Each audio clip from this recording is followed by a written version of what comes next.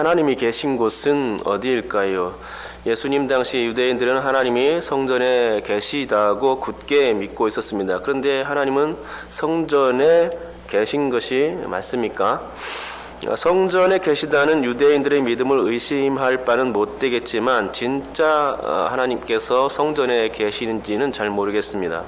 왜냐하면 에스겔서에 보면 이스라엘 백성들이 배도하는 가운데 하나님의 신이 성전을 떠나는 것을 말씀하고 있고, 또 에스겔서의 후반부에서는 회복의 의미로서 다시금 성전에 임하시는 하나님을 보여주고 있기 때문입니다. 그렇다면 하나님은 잠시 외출하셨다가 성전이 집이니까 다시 돌아온 것이겠습니까? 우리들도 집을 비울 때가 있습니다만 언젠가는 집에 다시 돌아가듯 하나님께서도 정말로 그랬을까 하는 것입니다. 살 집이 없다면 안정되지 않고 그야말로 떠돌이 인생이지요. 그렇다면 정말 하나님도 집이 있어야 하기 때문에 다시금 에스겔서에서 말씀하고 있는 것처럼 성전을 떠났다가 다시 돌아온 것인가 하는 것입니다. 하나님께서 집이라는 게 꼭 필요한 것인가 하는 것입니다. 오늘 본문은 하나님이 계신 곳을 말씀해 주고 있습니다. 오늘 읽은 본문은 44절부터 50절까지인데 모두 하나님이 계신 곳에 대한 설명이죠. 하나님이 어디에 계시는지 스데반이 대제사장과 공회원들에게 지금 설교해 주고 있는 것입니다. 스데반은 성막에서부터 시작하고 있죠. 하나님이 광야에서 모세에게 증거의 장막을 만들라고 명하셨을 때부터 이제 설교하고 있습니다. 모세는 시내산에서 그 십계명만 받은 것이 아니고 성막의 설계도까지 받았습니다. 그래서 하나님이 지시하신 대로 그 성막을 6개월 동안 착실히 만들었습니다. 그렇게 열심히 정성껏 만들고 나서 첫 제사를 드리던 날 하나님께서 불을 이 제단에, 성막의 제단에 내려주셨고 제단을 불살랐습니다. 그리고 성막 위에 구름이 머무는 것을 통해서 하나님이 속죄소 위에 좌정에 계심을 알려주셨던 것입니다. 그러면 여기서 하나님이 왜 성막을 만들라고 지시했고 또 정말 하나님은 성막에만 계셨을까 하는 것입니다. 여러분, 하나님이 성막을 만들라고 하신 이유는 하나님이 계실 곳이 없어서 집 좀 지어달라는 그런 측면에서 그랬을까요?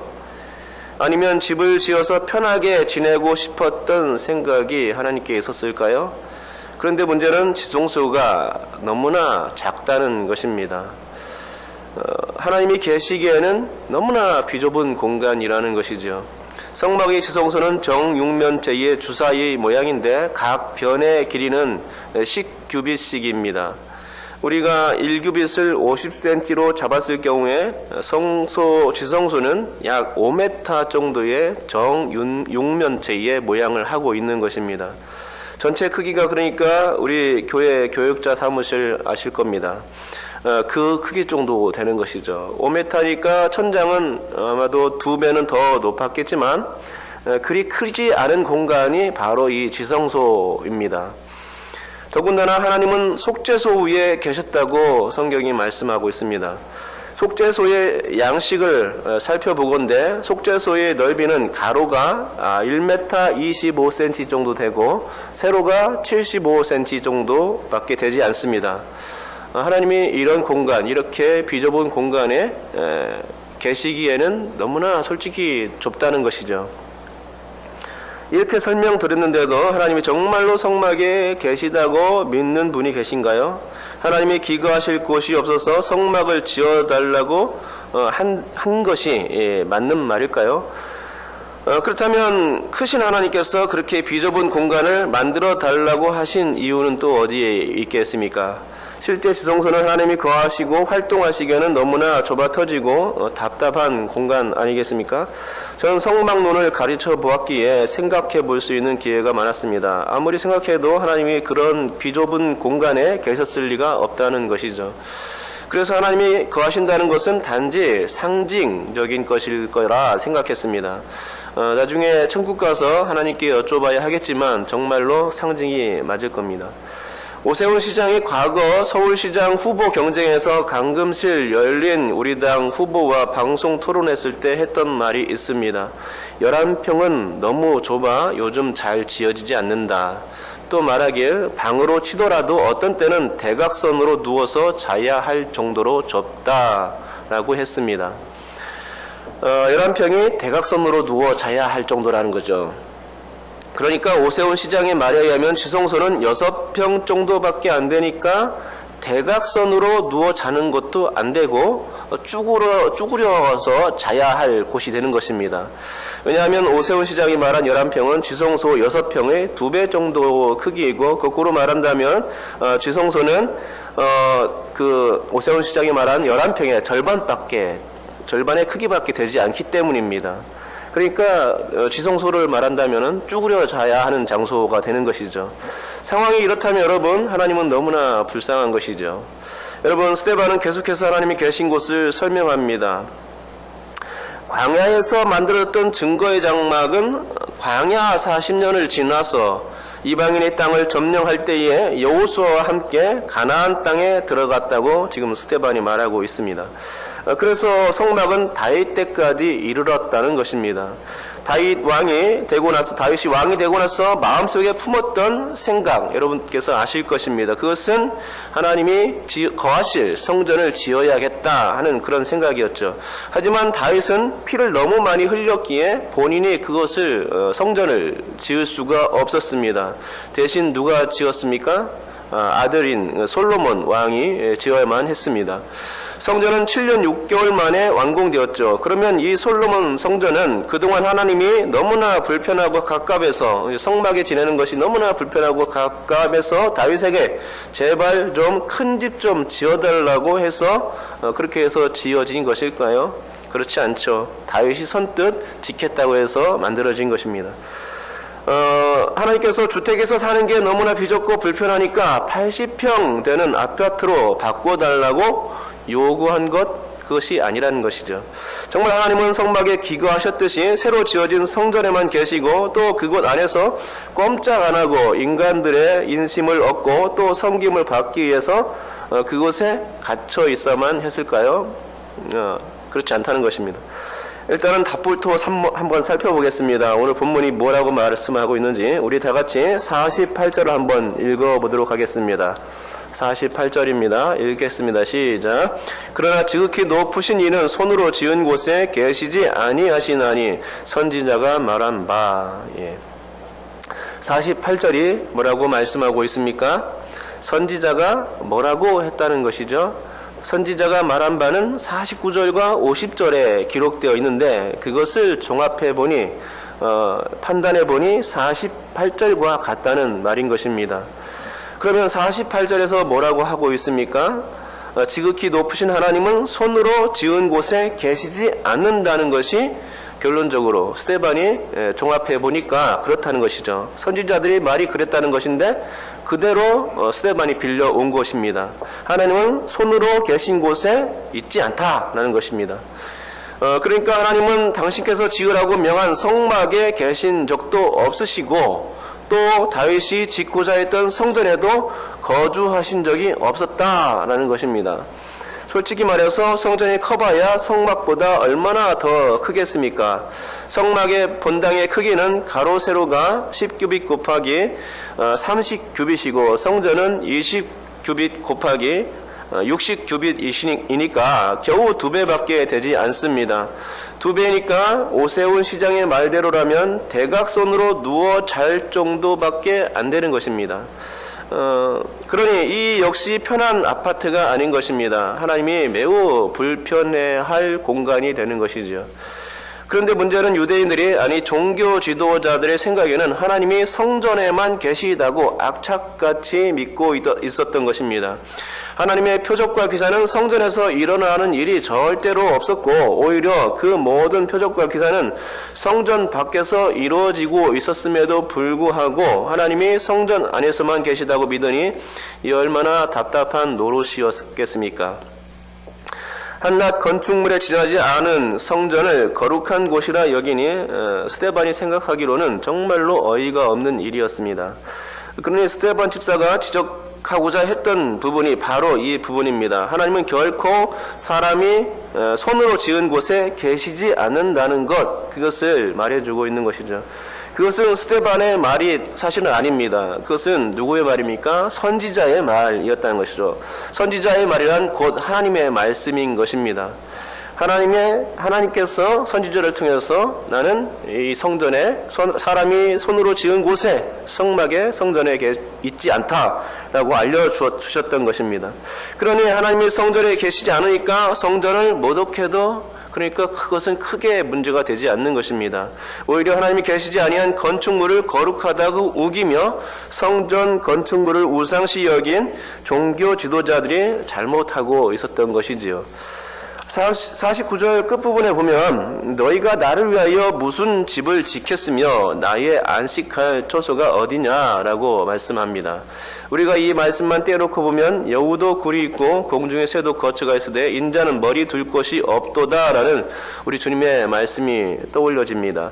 그러기에 하나님께서 거처가 필요하신 거구나라고 생각할 수도 있겠습니다. 하지만 우리가 문맥을 살펴봐야 하는데 50절에서 이렇게 말씀하고 있는 것이죠. 이 모든 것이 다 내 손으로 지은 것이 아니냐라고 말씀하고 있는 것입니다. 이 모든 것이 다 내 손으로 지었다면, 피조물을 하나님께서 지으셨다면 그 피조물 안에 계실 수가 없는 것이죠. 오히려 하나님이 계셔야 될 곳은 피조물 바깥에 계셔야 하는 것입니다. 그래야 하나님께서 창조주가 되는 것이죠. 하나님의 피조물 안에 있다면 그것은 창조주로 보기에는 좀 어색한 일입니다. 하나님은 인간이 지은 건축물에 옴짝달싹 못하고 갇혀 계신 분이 아니라는 것이죠. 오갈 데가 없는 거지에게 사랑방을 내주고 끼니 때마다 음식을 제공해 준다면 아마도 그 거지는 분명 정말로 사랑방을 평생 떠나지 않을 가능성이 있습니다. 하지만 우리 하나님이 거지입니까? 하나님은 세상의 땅과 하늘 모든 피조물을 다 지으신 분 아니십니까? 그러기에 오히려 피조물 밖에 계시다는 말이 더 정확한 표현이고 하나님의 성전에 계시다는 인식은 그래서 바뀌어야 합니다. 여러분, 스데반은 스케노마와 오이코스에 대해서 말해 주었습니다. 스케노마는 성막과 같이 움직이는 거처를 말하는 것이고 오이코스는 고정되어서 지어진 집을 일컬을 때 쓰는 말입니다. 다시 말해서 성막은 움직이니까 스케노마라고 말해야 됩니다. 그리고 성전은 고정되어 있으므로 오이코스라고 말해야 하는 거죠. 그래서 스데반은 이렇게 말해야 했습니다. 다윗이 하나님 앞에서 은혜를 받아 야곱의 집을 위하여 하나님의 처소를 준비하게 하여 달라고 하더니 해서 하나님의 처소, 이것을 오이코스를 준비하게 하여 달라고 하더니 움직이지 않는, 그 성전은 움직이지 않으니까 오이코스라는 말을 써야 했다는 말이죠. 그렇지만 스데반은 이 오이코스라는 말을 쓰지 않습니다. 다윗은 오이코스를 원했습니다. 그런데 스데반이 지금 말하고 있는 것은 오이코스가 아니고 스케노마를 말하고 있는 것입니다. 그러니까 다시금 제가 읽어보면요, 다윗이 하나님 앞에서 은혜를 받아 야곱의 집을 위하여 하나님의 스케노마를 준비하게 하여 달라고 하더니 이렇게 스데반이 말하고 있는 것이죠. 그러니까 말이 맞지 않는 것입니다. 그러면 이렇듯 스데반이 오이코스 대신에 스케노마를 사용했던 이유는 무엇이겠습니까? 그것은 종교 지도자들의 잘못된 생각을 지적해 주기 위해서였습니다. 하나님은 움직이는 성막처럼 어디에나 계신 분이시지 결코 고정된 성전에 갇혀 계신 분이 아니심을 지금 이 스케노마라는 단어를 통해서 설득하려고 했던 것이죠. 그러니 우리는 이제 알 수 있습니다. 하나님은 사람이 손으로 지은 곳에 갇혀 있지도 않으며 지구와 같은 피조물은 겨우 하나님의 발등상에 지나지 않는다는 사실을 말입니다. 그 크신 하나님, 만유를 지으신 분은 성전에 계시지도 아니하시거니와 그와 비교할 수도 없는 우주 만물 가운데 거하시기에도 너무나 비좁다라는 것이지요. 하지만 여러분, 그래도 하나님은 피조 세계 안에 계실 때가 있습니다. 스데반은 자신의 설교에서 하나님이 계신 곳을 은연중에 계속 설교했는데 그 첫째가 아브라함 때입니다. 하나님은 메소포타미아에 있을 때에, 아브라함이 메소포타미아에 있을 때에 영광의 하나님을 만났다고 말합니다. 영광의 하나님이 이방인의 땅에 갈 일이 무엇이 있겠습니까? 그곳은 갈대와 우루라는 지역인데 달신을 섬기는 곳입니다. 사람들이 달신을 섬기는 곳인데 하나님께서 나 외에는 달신을 섬기지 말라, 우상을 만들지 말라 하신 분이 달신을 섬기는 곳에 왜 갑니까? 천지 주제이신 하나님이 달신을 섬기는 곳에 갈 이유가 없는 것입니다. 하지만 그곳에 가셨습니다. 왜입니까? 그것은 아브라함을 만나기 위해서 가셨던 것이지요. 하나님은 아브라함을 귀하게 여기시고 유대인들이 천하게 여기는 그곳 이방 땅에 가셨던 것입니다. 또한 요셉의 이야기를 스데반은 하고 있습니다. 스데반은 요셉이 애굽에 있을 때 하나님이 그와 함께 하셨다고, 그래서 그가 형통한 삶을 살았다고 말하고 있습니다. 하나님의 애굽에 갈 일이 무엇이 있겠습니까? 하지만 요셉 때에는 성막도 없었고 성전도 없었습니다. 그러면 기거할 곳이 없어서 애굽에 내려가셨을까요? 그렇지 않습니다. 애굽에 내려간 이유는 단 한 가지입니다. 하나님의 사람 요셉이 바로 그곳에 있었기 때문입니다. 그래서 요셉과 함께 하셨고 형통한 복을 요셉에게 주셨던 것입니다. 계속해서 스데반은 설교합니다. 이번에는 하나님이 모세를 부르셨다는 이야기를 해주고 있습니다. 33절이죠. 33절을 다 같이 한번 읽어보도록 하겠습니다. 읽겠습니다. 주께서 이르시되 내 발에 신을 벗으라. 내가 서 있는 곳은 거룩한 땅이니라. 성전도 아닌데 거룩한 땅이라고 말씀하고 있습니다. 하나님이 동해 번쩍 서해 번쩍 하십니다. 갈대아 우르는 가나안에서 동쪽으로 멀리 떨어진 곳인데 그곳에서 하나님께서 아브라함을 만나 주셨고, 또 하나님은 저 멀리 가나안의 서남쪽에 있는 애굽에 가셨고 그곳에서 요셉을 만나 주셨던 것입니다. 또한 하나님은 유대 땅의 정남쪽 저 아래에 있는 시내산에서도 나타나셨습니다. 그것은 누구를 만나기 위해서였습니까? 바로 모세와 이스라엘 백성들을 만나 주시기 위해서 그 시내산에 나타나셨던 것이죠. 더군다나 하나님이 나타나서는 모세에게 그 장소가 거룩하다고 말씀하셨던 것입니다. 유대인은 예루살렘에 있는 성전만 거룩하다고 여겼는데, 아니 하나님이 그런 유대인들의 생각을 아는지 모르는지 시내산이 거룩하다고 하셨던 것입니다. 그렇습니다. 여러분, 우리는 하나님이 어디에나 계실 수 있다는 것을 알아야 하고, 또 하나님이 계신 바로 그것이 거룩하다는 사실을 알고 있어야 합니다. 그리고 그곳 시내산에 나타내신 이유도 역시 사람을 만나실 의도였는데, 그것이 누구였냐 하면 바로 모세였다는 것입니다. 모세를 만나기 위해서 그 시내산에 나타나셨던 것이죠. 이제 아시겠습니까? 하나님이 계시는 곳은 피조세계의 그 어떤 곳도 될 수 없지만 진짜로 하나님이 계시는 곳이 있는데, 바로 그것은 하나님의 사람들이 있는 바로 그 곳이라는 사실이죠. 지금까지 성막과 성전만을 예로 들었지만 교회라는 건물도 마찬가지입니다. 교회에 하나님이 계실 수도 있고 혹 안 계실 수도 있다는 것입니다.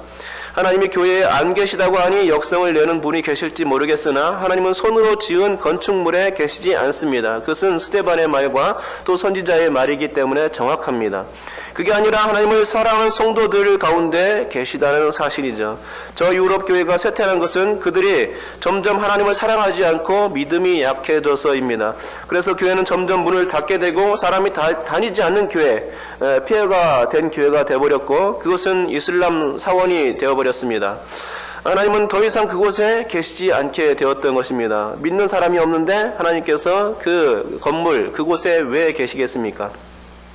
그러므로 우리가 깨달아야 하는 것은 오직 믿음입니다. 하나님을 사랑하는 믿음이 충만할 때 하나님이 우리 가운데 거하실 수가 있는 것입니다. 하나님을 뜨겁게 사랑할 때 하나님이 그 사람 가운데, 하나님을 사랑하는 그 사람 가운데 거하실 수가 있는 것이죠.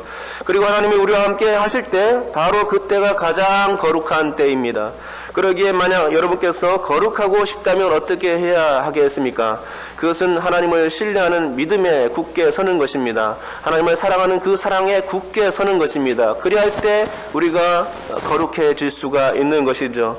그래야 우리 자신이 하나님이 거하시는 성전이 되고 우리가 거룩하게 된다는 사실입니다. 하나님의 영광의 광채를 받아서 모세와 같이 반사된 영광의 광채를 발할 수 있는 것입니다. 여러분께서 그러한 믿음, 그러한 사랑을, 하나님을 향한 사랑과 믿음을 소유할 수 있기 바랍니다. 그래서 항상 하나님이 함께 하시고 또 형통할 수 있는 삶이 되고 또 우리가 가는 그 어디나 거룩한 곳이 될 수 있어서 하나님을 나타낼 수 있기를 주님의 이름으로 축복합니다. 기도하겠습니다.